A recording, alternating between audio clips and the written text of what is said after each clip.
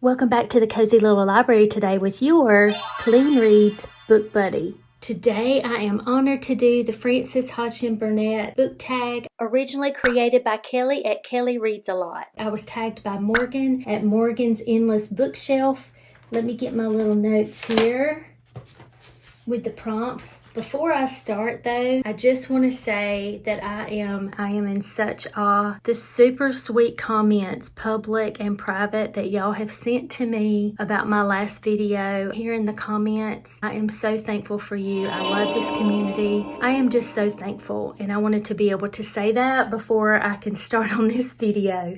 By the way, stay to the very end because there are a few special things about Frances that I want to share with you in a book that I have about her. Precious, sweet things that you may not know. So stay till the very end if you want to hear that. But let's get into the prompts. Prompt question number 1 says, in A Little Princess, Sarah demonstrates the power of imagination. What book or books have awakened your imagination? The Secret Garden, written by Frances. Even though I don't enjoy the very beginning of it, her writing was just so detailed that being there, I dreamed of having my own secret garden. Just love it. Also, as a girl, I loved Nancy Drew. She was my first literary hero, and I've recently just read one, and it's just kind of hilarious to me because the writing, I don't know.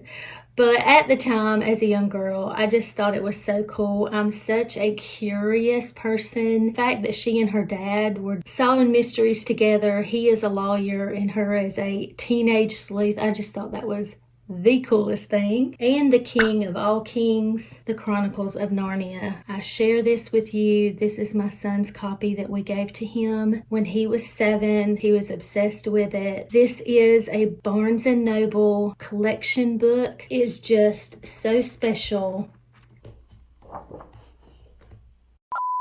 Definitely the Chronicles of Narnia for imagination. Love it. Prompt number 2 says, Little Lord Fauntleroy is a book that showcases the kindness of children. What book or books show kindness in a character, especially children? The first one I thought about was Felicity, American Girl Felicity. If you weren't aware, there's a whole set of books that I know started as early as the 90s, maybe even before then. I know that's when this one was printed. This is my copy. Now, we got several box sets for our daughter. This one is one of hers. But then I bought this copy for myself a few years ago. It's during colonial times, Revolutionary War times, of course, which is my absolute favorite. I'm obsessed. The channel name, my decor, Paul Revere lanterns. Maybe I can do a video about newbie booktuber tag in which I explain some of that. But what stands out to me about Felicity is that she's such a spitfire. She's so passionate, but she loves deeply, loves her family, but also those in the community. And she makes friends with a little girl her age. They come to town from England and they become the best of friends. Well, Felicity's dad is a patriot. Elizabeth's family are loyalists, and the two girls have to decide what they're going to do about it. Felicity was so generous, so loving, so wise. I love it. I love this story. And even though she was very passionate, very opinionated, she was so kind to everyone around her.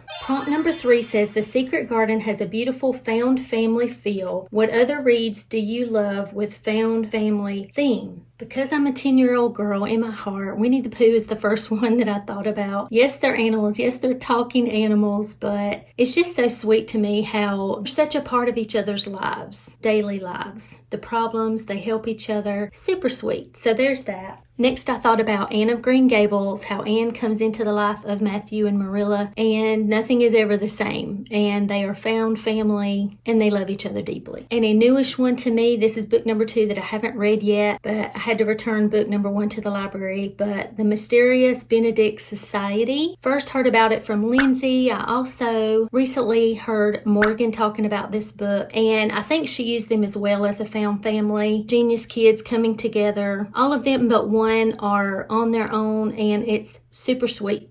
And the last one is The Apothecary's Daughter. I can't get into why it is found family because it's near the end and that would spoil it, and I don't want to do that, but it's long in Klassen style. I think y'all will find this fascinating. Even though I haven't read Little Lord Fauntleroy or whatever, her youngest son Vivian is posing here for the play and everything that came out, and Frances became very, very famous. It is said in this book that Vivian, her youngest son, never lived down these knickers, this look here, years after he grew up. It is said that that book was kind of like modern day's Harry Potter and J.K. Rowling. That's how famous she was. So her oldest son, his name was Lionel, and this is him here. So Lionel was her oldest. He passed away when he was 16. Okay, she was very wealthy and there was nothing she could do to help him, and it really affected her. If we think about the story of the secret garden, the focus shifts from Mary to Colin. On first reading the book, Colin might seem a thief hijacking the plot, but knowing what we do about the author, we can attribute the switch to her tender memories of her older son, gone for almost a decade when she wrote the book. When Frances brings Colin into the secret garden, she seems to rewrite the ending of Lionel's story.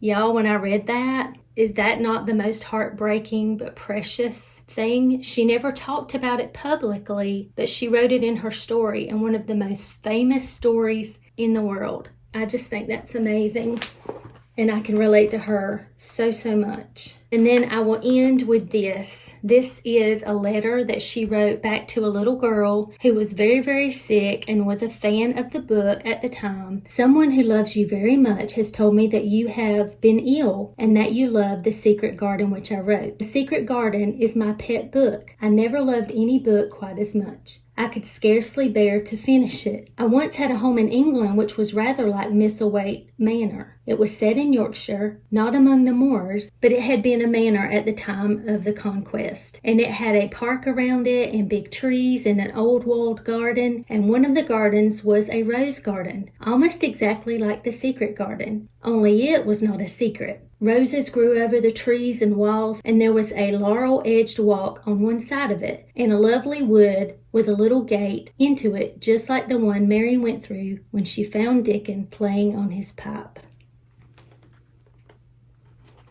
I just thought that y'all would enjoy knowing those things about her and how what happened in real life affected what she wrote. All right, here are all the books mentioned. And I'm going to tag several for this because I don't know who has done it already and who has not. So I want to tag Bethany from Bethany Brings Books, Alma from Alma's Book Journey, Taylor from Tales and Treats with Tay, and Katie from Paperbacks and Ponytails. Thanks for being here, y'all. Until next time.